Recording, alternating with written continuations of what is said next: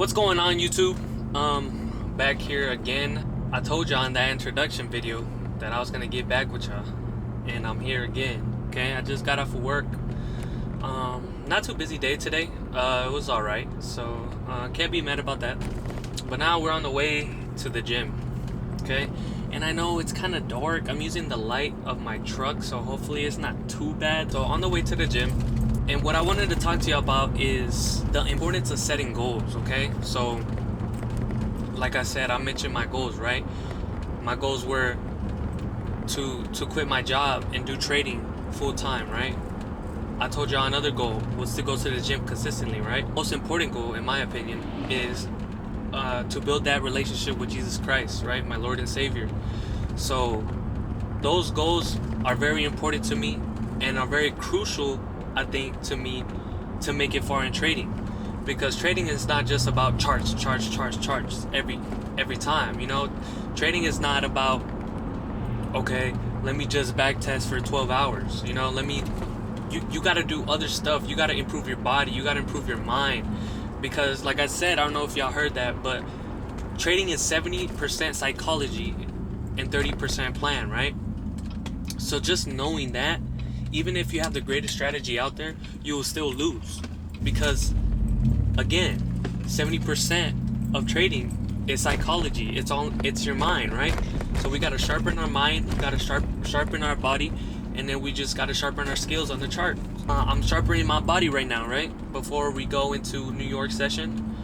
So after the gym, I'll show y'all how I mark up my charts and what I'm expecting and all that good stuff. The importance of setting goals, right? Let's say you want to, let's say for right now I'm going to the gym, right? So if you want to gain weight, right? Like me, I want to gain weight, right? So in order for me to do that, I gotta set a goal. Okay, how much do I want to gain a week? How much do I want to gain a month? Stuff like that. So my goal right now, a week, is to gain. I want to gain at least 5 pounds a week. Okay, that's my goal. And I know through time it's gonna be easy. I'll probably gain more pounds to the first, but as I keep going to the gym, as I keep consistently going, it's gonna get harder to gain that 5 pounds weekly, right? So like I said, and if I don't hit 5 pounds a week, if I don't gain 5 pounds a week, okay, now I gotta backtrack. Why didn't I hit that 5 pounds a week? You know what I'm saying? So it's all about, if you didn't meet your goal for that week, what can you do better? Or what did you not do that you could have done to reach that goal? So that's just the way I look at it. Hopefully y'all learn something, and it doesn't have to be all about the gym or fitness. It could be trading. What are your goals in trading? Oh, I want to hit like a $50 day on my live account. Or your faith. I want to read the Bible daily. I want to read 10 minutes of the Bible daily, right? And hold yourself accountable to that, and you'll see how God works and how He blesses you. So that's why I think goals are so important. You know, you have your goals, what you ultimately want to reach, and you have your stepping stones, how you're gonna get there, right? So just like I said, like I want to make $1 million, but I'm not gonna wake up tomorrow and have $1 million in my bank account. You know, that's just not how it works. I gotta have a plan of what I'm gonna do. How am I gonna do it? So hopefully I give y'all a little tip how to do that. I mean, it just goes in anything you want to do, guys. I mean, goals are very important to set, and hold yourself accountable. Don't be like, oh, well, I ate bad today, so I'm just gonna keep eating bad. No, you gotta hold yourself accountable. Okay, I ate bad today. Why did I eat bad? I was craving a burrito. I was craving this. And hold yourself accountable, so that next time when you get that craving of eating bad, then you'll be like, oh no, wait, I did this last week, or I did this yesterday. I'm not gonna do the same mistake today. And that's how you further yourself with goals. And then once a goal is reached, once you reach a stepping stone, once a goal has been reached, then you set another one and you keep going, right? You keep going and keep pushing. So yeah, I just wanted to tell you that it's really helped me as far as, you know, I have big goals, I have big aspirations, but I know this is not gonna happen overnight, and I know I just gotta be 1% better every day and reach my goals 1% at a time every day, and eventually I'll get to where I want to be at. What is up, guys? Just made it to the gym. You know what I'm saying? While people out here sleeping, I'm working. Let's get to it. So yeah, just got here to the gym, rocking a Nike T-shirt. With some what's this Nike shorts with my work shoes. You know what I'm saying? That's the fit for the gym today. Gonna hit back and buys today. I'm gonna hit back and buys, and let's do it, yeah.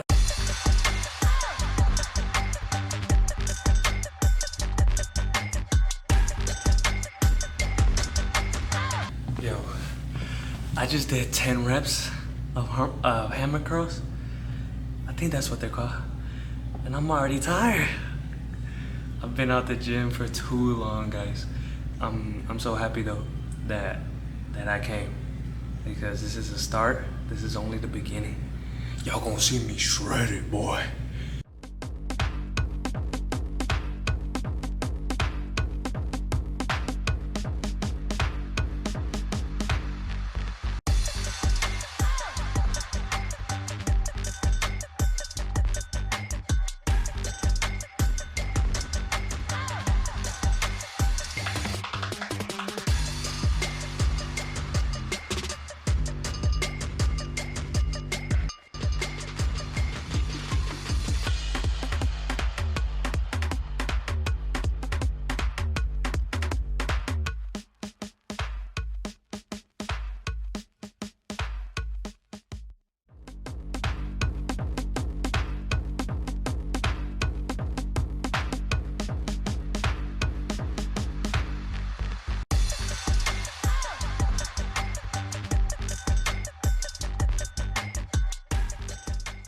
Alright guys, I just got out of the gym.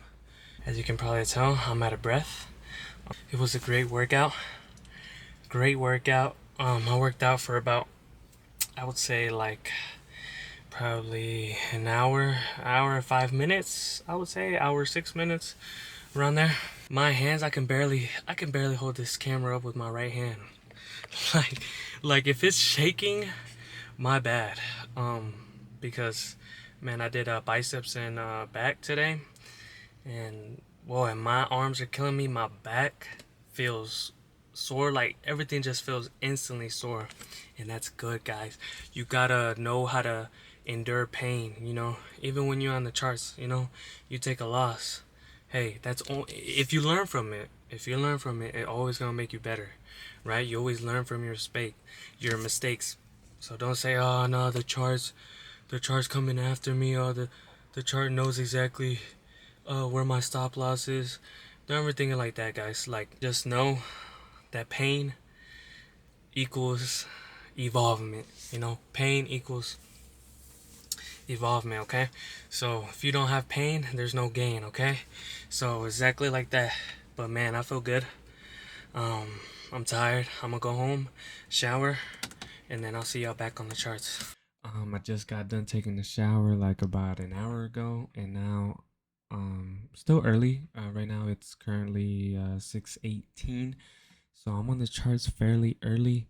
I just want to look what's going on, what happened, all that stuff. So basically what I do is when I get on, I just do my top down analysis, right? I do my top down analysis. I know gold been bullish all its life, like mostly. Like, look at this. I mean, this is on the daily time frame too, so this is overall bullish, right?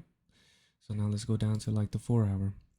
So here I just like marking up my 4 hour supports and resistances. So as here you can see, we had a big resistance right here where price couldn't break through. Price couldn't break through. These what you see right here are my pivot points, pivot the swing lows and swing highs. I just use this for extra confluence if like I'm not sure, but really I really don't I really don't use them too much. Just if I'm like, okay, I need an extra, motivation for my mental, you know what I'm saying? Or I use it for, let's say, stop loss or something. Like if I would enter right here, let's say if I would have entered a short right here after this engulfing, then I know where my stop loss would be. I want to above this swing low, and that way I can figure it out. I don't use them too much, but I do use them, and when I do use them, they do come in handy. That's why sometimes I have them on my charts. But I start drawing my 4 hours supports and resistances. So we had a resistance right here, right? Price couldn't um break through this price until it got liquidity. It liquidated all these buyers, right? And then shot up and broke through. So now this would be a support. Same thing here. Um, Price tried to break down but couldn't. It wicked, and then it shot up. Big, big impulsive candle right here. Shot down, couldn't break through. It wicked and had an engulfing. And actually, two right here. Had an engulfing right there. Had an engulfing right there. I mean, just price is telling you that it doesn't want to break. It doesn't want to break this zone right here. It doesn't want to break this key level. So it gets shot up, right? So now we know, okay, 4 hours bullish. We're mainly buying, right? Let's go down to the 1 hour. So the 1 hour here. So this is my previous 4 hour support, 4 hour resistance right here.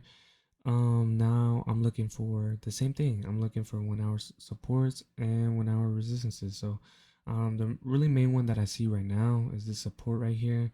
It has a lot of touches. It broke through, but it engulfed it and retested and shot up. So I mean, I wouldn't count this one broken yet because this is a big huge candle, basically to attract sellers to sell. And then basically this is just a liquidity grab. It liquidated all these buyers here, um to eventually have enough liquidity to shoot it up. So this would be my support. The yellow ones are my 1 hour support and resistances. So obviously would be a resistance right here because it just broke through. And as you can see, I want you to notice this was news. I think yeah, it was yesterday news. Just look at these impulsive candles. I mean, that's news. That's manipulation. That's all that. That's all that what it is. Just shot straight down, right? So what I'm looking at, sorry, I'm just kind of got a dry mouth. And by the way, my back and my arms still hurt. Like, dang, bro, it was such a good workout. Such a good workout. Um, but anyway, so yeah, those are my supports and resistances. And then on the 15 minute, um, on 15 minute, there's a lot more, and these are my 15 minute and 5 minute, um, are just more. Those are I leave them blue, because those are my entry points. Literally, really, I use the 5 minute and the 1 minute to get entries on gold. Um, but so I mark out my supports and resistances on the 15 and the 5 minute. So as you can see here, let's start on the left side here. We had a 15-minute resistance right here, right? Price couldn't break through. It actually engulfed. Uh actually took this trade one time. Um, I think it was right here, yeah, and I got it all the way down and sell just because there's so many touches right here that price was telling me that it didn't want to break through this key level, right? So I knew that was gonna shoot down, but I also knew we're overall bullish, right? Short term. So then I got in right here again on a buy, which it was a mistake by me because I should have waited.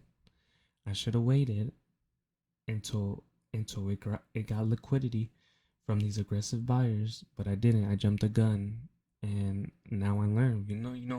The thing is, when you take losses, you learn from your mistakes.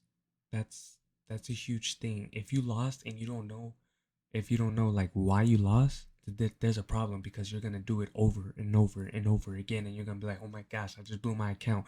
What? The market's against me. All this bullshit. You know what I'm saying?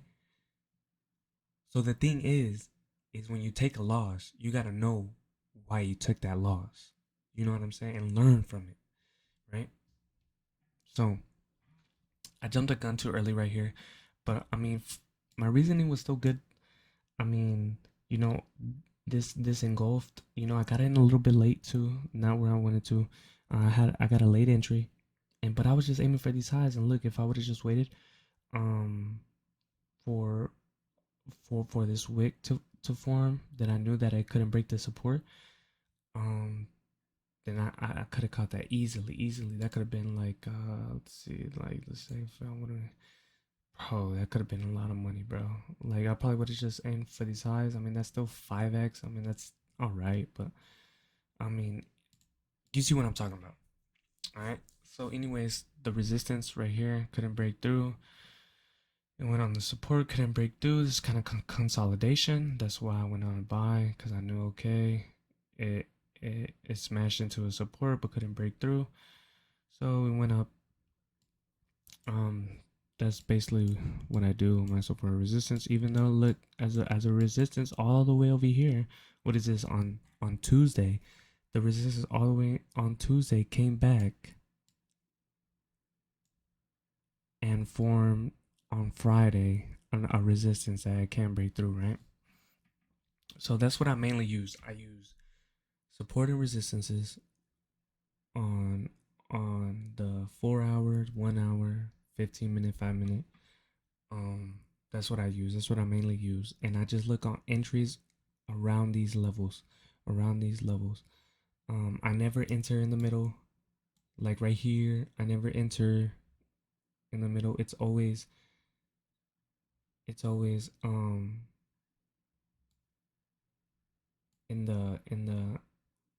in one of these key levels, okay? So what I also use is I also use trend lines. As you can see, the purple is my trend line right here. I also use trend lines sometimes if I see like a natural slant in the market. Then I use trend lines. Um, but yeah, so I use trend lines, and so the main tool I use is a Fibonacci retracement tool. This lets me know where my foundation is, where my support and resistance are. This lets me know everything. As far as I just use this to really on all my entries. Um, so yeah, I mean, so now let's talk about what I see playing out as far as this. So if you look at the higher time frames, right? Look at this huge ass candle right here. So you see this huge ass candle, right? Huge. I mean, this is pure manipulation, news, blah blah. Just look at this, bro. No retail trader did this. We can't move the market like this. Okay? So this is definitely banks. This is definitely manipulations. But what it created is a FVG, right? So it created a FVG. So I'm gonna let's color it. What color should it be?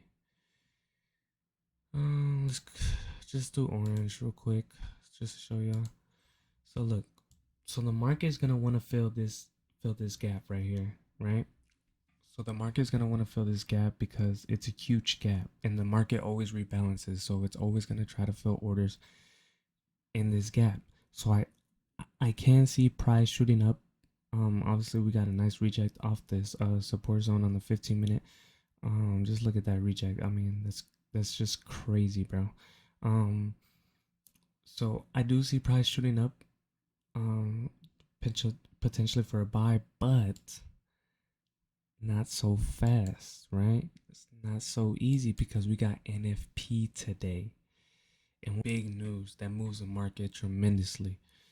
So I mean, it's really one of those things where, um, if you want to trade, you have to be very careful, and news hits at 7:30. So right now it's about an hour. So there's gonna be some big news today, and with that, I mean the market can go anywhere. You know what I'm saying? I mean the market can go literally anywhere. So with that being said, like on the lower time frames, um, I use my EMA too. It's my EMA, and it tells me we're overall selling, right? So in reality, I should be looking for sales because on my entries, I see mainly red, so I should be looking for sales. But I notice the 4 hour gap right here, right? And we're overall bullish on the higher time frame. So that leads me to believe I want to look for buys, to be honest, only. But if I want to look for a short-term sell, I could look for a short-term sell. But honestly, with NFP coming up, I don't want to touch a trade before 7:30 because it could go up, it could go down. You just never know with the market. So if you don't know where the market's gonna go with the news, I wouldn't even trade it. Wait after the news hits. Wait until it cools down. Maybe 8 o'clock. Maybe 8:15. Somewhere around there. So then you could be like, okay, I know where the market's heading now, and then now you can capitalize on an entry. Next time you'll see me, see if I'll make a trade. If I don't make a trade,